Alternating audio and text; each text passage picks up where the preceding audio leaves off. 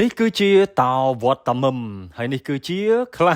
វត្តមឹមអូយបងប្អូនអើយទើបតែដឹងទេថ្ងៃនេះមកធ្វើជាវីដេអូឲ្យបងប្អូនយើងបានឃើញពីទស្សនវិជ្ជាទូទៅនៅក្នុងវត្តមឹមជាពិសេសមករំលឹកអនុស្សាវរីយ៍ខ្លះៗតាក់ទងទៅនឹងតោវត្តមឹមដែលប្រជាពលរដ្ឋជាពិសេសអំពូមីមិញរបស់យើងតែងតែឮនៅក្នុងចម្រៀងអធិរាជសម្លេងមាសស៊ីនស៊ីសមុទ្ររបស់យើងណាមនុស្សទៅសម្លេងនៅចម្រៀងដិតដាមបងប្អូនតោវត្តមឹមក្រហឹមដាក់ខ្ញុំឥឡូវនេះបានមកដល់ហើយបងប្អូនឲ្យបងប្អូនដឹងហើយដល់ពេលលើកនេះមកមិនត្រឹមជួបតោវត្តមឹមទេសូម្បីតែខ្លាវត្តមឹមហ្នឹងក៏ឃើញដែរអត់និយាយលេងទេណាបងប្អូននេះគឺជាខ្លាវត្តមឹមមែនណាគ្រាន់តែគ្នាអត់បានល្បីនៅក្នុងបទចម្រៀងអីទ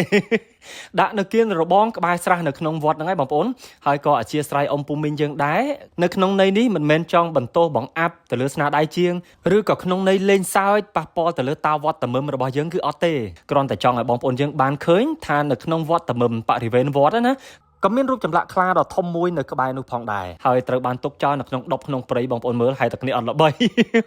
អើយមានខ្លាវត្តមឹមអីណានេះហើយមើលទៅខ្ពស់ធំឡើងវែងខ្លួនណាបងប្អូនក៏ប៉ុន្តែរៀងស្គមបន្តិចអានេះបើយើងនិយាយក្នុងន័យលេងសើចណាហើយតែគ្នាអត់ល្បីមើលទៅរៀងដុតដាបជាងគេបន្តិចអូយបងប្អូនឲ្យមកទុកគ្នាចោលគៀនរបងមាត់ស្រះ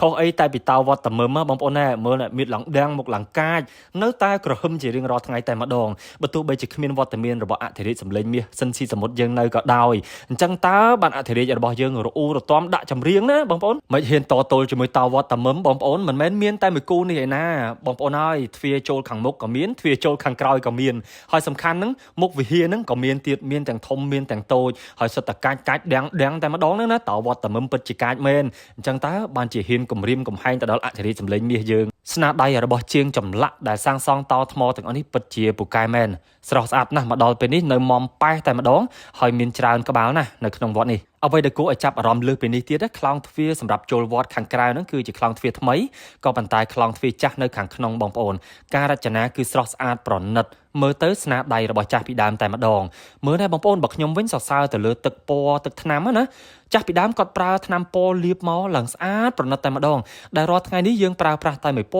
ណ៌នៅតាមខ្លោងទ្វារវត្តឬក៏តាមរបងវត្តក៏ប៉ុន្តែចាស់យើងពីចំនួនមុនបងប្អូនមើលគាត់ប្រើពណ៌មើលទៅរូបចម្លាក់លឿនមកក៏ស្អាតផាត់ពណ៌លេងទឹកថ្នាំទឹកអីមើលទៅប្រណិតមែនតែនហើយសំខាន់ណាស់សូម្បីតែរូបអប្សរាធ្វើពីស៊ីម៉ងសោះបងប្អូនក៏ប៉ុន្តែមើលទៅរស់រវើកច្រើនឆ្នាំហើយបើទោះបីជាឈប់ប្រើប្រាស់រូបសម្រស់ក៏ដូចជាទឹកថ្នាំទឹកពណ៌អីហ្នឹងបងប្អូននិយាយពីឋាននៅស្រស់ល្អមែនតែននេះសិតសឹងតែជាអ្វីដែលដូនតារបស់យើងគាត់អាចធ្វើបានណាព្រះវិហារក៏ធំស្កឹមស្កៃបរិវេណវត្តក៏ធំទៅទៀតបងប្អូនមានដើមឈើតូចធំមានសួនច្បារអភិវឌ្ឍនៅក្នុងសម័យថ្មីបែបនេះធ្វើឲ្យព្រះពុទ្ធសាសនានៃយើងកាន់តែរីកចម្រើនទៅមុខពេលដែលយើងទៅដល់ទីតាំងនោះសប្បាយចិត្តជ្រះថ្លាហើយក៏ស្រស់ថ្លាណាស់ដែរនៅក្នុងការធ្វើបុណ្យធ្វើទានហើយយ៉ាងណាដែរបងប្អូនយើងធ្លាប់មកលេងនៅខេត្តបាត់ដំបងហើយឬនៅបើសិនជាធ្លាប់ហើយកុំភ្លេចឈៀងចូលលេងវត្តមឹមផ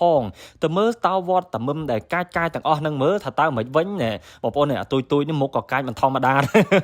ធំគឺនៅខ្លោងទ្វារខាងក្រៅហើយតូចចំខ្លោងទ្វារនៅកន្លែងព្រះវិហារធំនឹងតែម្ដងហើយកំពុងតែចង់ដឹងនេះតោមួយណាដែលហ៊ានក្រហមដាក់អធិរាជសម្លេងមាសយើងមករោមុខតោម្ដងមើលបងប្អូនក៏ប៉ុន្តែមកមិនត្រឹមតែឃើញតោទេឃើញខ្លាទៅទៀតបងប្អូនហើយថ្ងៃនេះសំណាងមែនតើបងប្អូនធ្លាប់ឃើញអត់ខ្លាវត្តមឹមបើសិនជាមិនធ្លាប់ឃើញទេមកឲ្យឃើញជាក់ស្ដែងទាំងអស់គ្នាណាហើយរត់តែគួរឲ្យតាក់ទាញបងប្អូនទីតាំងនេះគឺមានចេតិយដែលត្រូវបានពុទ្ធបរិស័ទរបស់យើងដែលគាត់មានសទ្ធាជ្រះថ្ល